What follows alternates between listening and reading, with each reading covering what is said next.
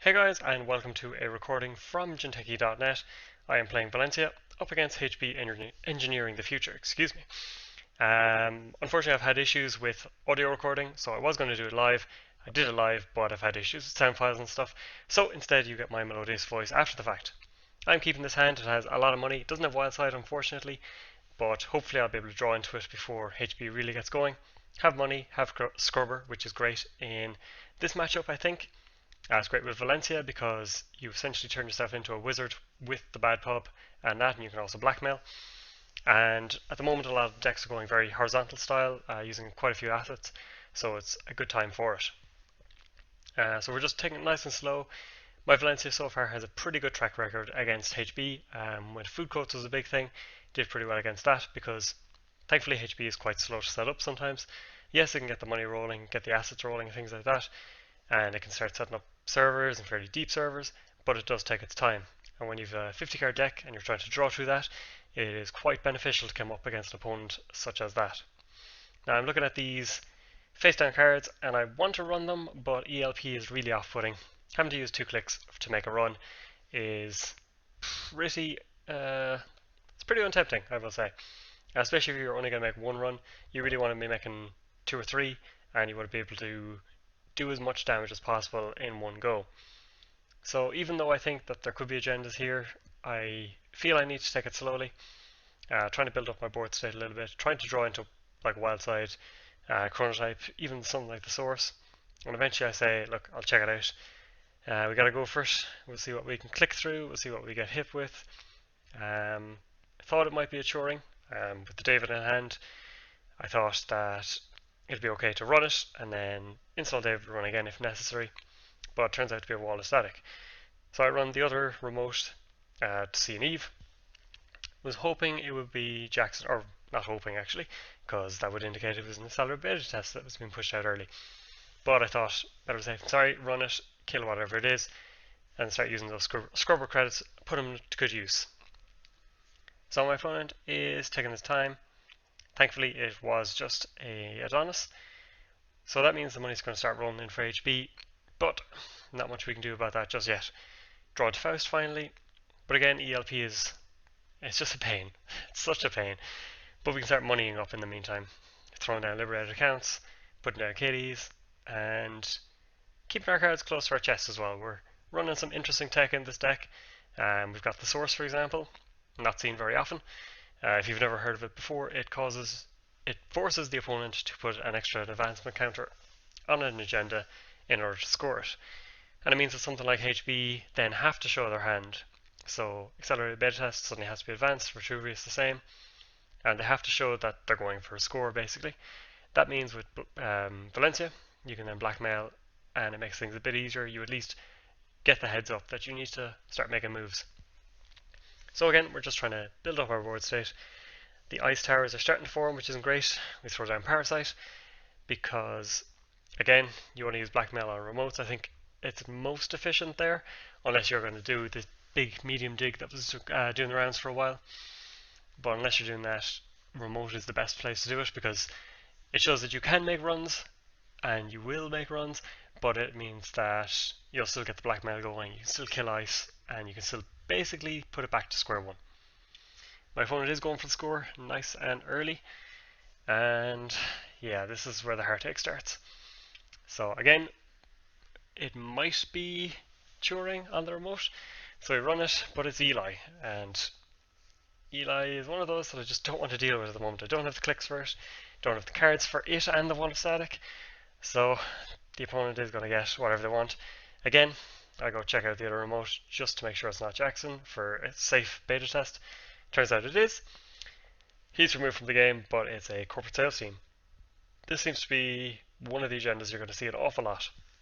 For those who haven't seen it, 4-2, but when you score it, 10 credits go on it, and it starts ticking down at the start of your turn. So while you might have been in a bad spot before scoring a 4-2, now you don't have to worry about it quite so much, you'll get your money back. And then we start slowing down again. Basically, there's no rush. The Adonis goes in, there wasn't much I could do about that, so I feel that I just need to build. Wall of static goes away, which is fine. and it makes that server a little bit weaker. And I have a legwork in hand that I'm just waiting for the opportune moment to use. Basically, I need to use it efficiently because A, it's a run that I can make with just one click, and B, I hope to get rid of ELP as soon as possible. Now I draw into a mimic here, and one of my mistakes this game was not playing it basically now, and if not now, then as soon as possible, because as you'll see later on, there's quite a few architects.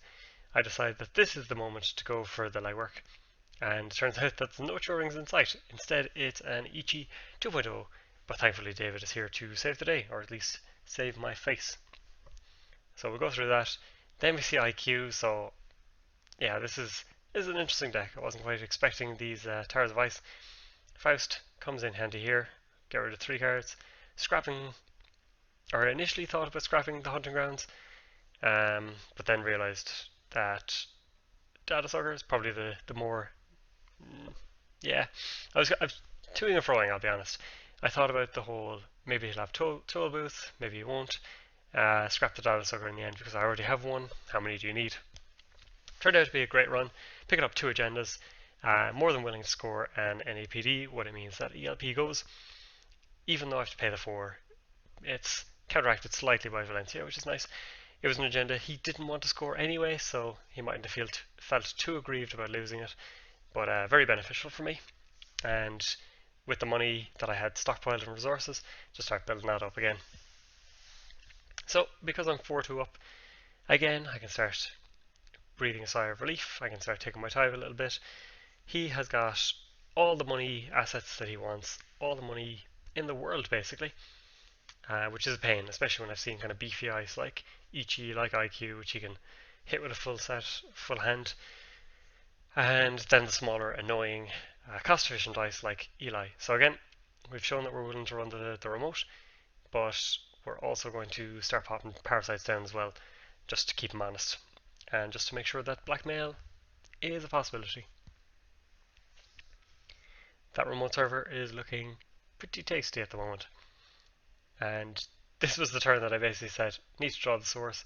And luckily enough, I did the good old Kiv trick of drawing exactly what I needed. This means that if it is an agenda he wanted to score, now he's got to wait a turn and he's got to really showcase his hand. So, love the source. It's such a great card. One side benefit of it, and this sounds a bit unfair, but people often forget about it, which means they'll try and score a naked agenda, or they'll put it in a server on advanced and then try to advance 3 times, and then you have to kind of hold them back and go, sorry, the source is here, so you gotta hold off on that. And it also makes NAPD a 6-2, which is just pretty hilarious. Turns out that no, that wasn't an agenda. Again, Adonis's, Eves, all that good stuff, filling the remote, which is okay by me. He's moneying up nicely, but we're keeping him honest, and we're moneying up ourselves, and it also means that he's not scoring. I'm okay with the fact that the server is being used, provided that I'm leading. He goes for the wipe here. HB is great for this. HB can easily purge the viruses, and it's not quite the lost turn that it would be for a lot of people, because they run so many econ assets, the likes of even Adonis, that you're just getting all this money in, and basically it's more efficient to purge than it would be to just click for credits. Here is the first architect that I see. Some people willing to use the influence. Funnily enough, I ditch a mimic, showing that I have one. And I could have used it at any point, but decided to just run face first into an architect instead. Have to scrap a few cards, which is always a tough choice, but in the end managed to get down, trash one of the money assets. Even though he has a lot of money at the moment, I used to play RP, and even if someone has a lot of money, eventually they're going to start raising ice, they're going to start doing stuff, advancing cards, and every single credit is crucial really. So if you can deny them, no matter how far ahead they seem, you need to start denying that econ as soon as you can really. Even if it is really, really painful, sometimes you just got to do it. This deck is well set up, as you can see, to deal with to deal with assets and money making assets. So I can just charge in and start pipping away at things. and eventually I'll hopefully catch up or at least start taxing him. This is what I'm more doing here. I wasn't expecting to hit much on R&D. It turns out to be quite an expensive run. I mean, that's always to be expected with 3 pieces of ice on it. But I needed ice to start being rezzed. I needed to start seeing what was what, if I could start attacking the server, or where I'd be best focused. And again, Architect comes up. Painful to be dealing with Faust, especially without data circuit counters as well. So not an ideal turn. I get rid of my David here as well. Probably not a great option. Lovegood might have been the better option, because yes, it turns off the source, which is pretty much the combo in this deck, but David is dealing with ice that I can currently see, including IQ and Ichi. So not a great ditch, and you'll see the impact that has later on in this game.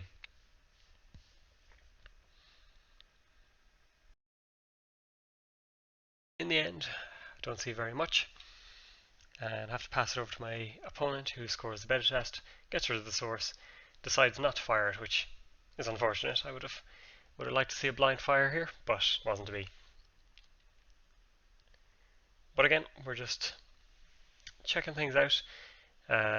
Here I decided to blackmail the server with Breaker Bay and the one with the Eli. This may seem strange, but it was my best opportunity to get rid of Eli and try and deal with whatever's at the bottom. My opponent reses Ash, that's fine, and put quite a bit of money into defending it, which was A, interesting, and B, kind of okay for me, because again, you're spending that money that I am working hard to trash. I decided in the end to get rid of the Ash itself. I don't go for the Breaker Bay because it just would have been too expensive for me, I think, between the boosting and just killing everything off. So then I just start running Rampage on all the other remotes as well, seeing what's what. And he seems to have just Eves and Adonis left, right, and centre. Finally put down the Mimic, and Architect becomes less of a pain to deal with. So at this stage we are both broke, and this is a situation that I'm okay with finding myself in. A, because I just threw Sure Gamble, but B, because I have the Scrubber credits to my name, and I also have the Valencia Bad Pub, which is quite handy. Turing stops me from going through the Eve, so remember that David that I pitched? Yeah, it would seem handy right about now. A lot of servers looking fairly well locked down on me, so now it's about finding any way in. We're tied at 4-4. Not a great situation to be in, but I assume that he's going to go for a global food as the final agenda. So again, I'm not too worried. If he wants to go and score 4 agendas, I'm kind of okay with that, because I also have to score 4, which sucks. But better to have them blank scoring 4 agendas than going for the global food. So at least I'm trying to prepare myself for when the inevitable arrives, and he goes for that 5-3 score. That involves just moneying up, trying to get my assets in check, get all the programs that I need, try to keep them honest, clearing out remote servers and stuff. This time I just get to get rid of a Jackson and get to clear out the Breaker Bay as well. You'll notice in this game that he hasn't been able to use Jacksons. He's had to pitch them immediately to avoid them just getting trashed, basically. And that means that, agendas start piling up in places that he mightn't want them. So the goal is always to try and target HQ at this stage. When you're getting rid of this many Jacksons, you feel that there is a good chance that they're building up on him. It is a pretty secure server, and especially with my rather meager breakers, so he's going to feel that it has to be a bit safe. R&D is also fairly well protected, but it is the more vulnerable. However, the best chance I have of going in there is when I get medium out. That's quite a while off. There's only the one of it in the deck, and it's still an expensive run as well. So he's got to be feeling that things are looking pretty good, and that the remote play is the best and is likely what I'm going to go for. I'm going to show very little to him over the course of over the course of the rest of the game, really. Just going to keep plugging away. And you can see that I'm kind of conflicted. I have my same old thing down. I get David down, so that could be me going anywhere basically, and trying to money up as well. I'm trying to just get the order, the priorities, things like that right. His ice is being spread pretty much across the board. Don is being protected, Eve being protected, and things aren't looking that great. Honestly, I was feeling a bit under pressure.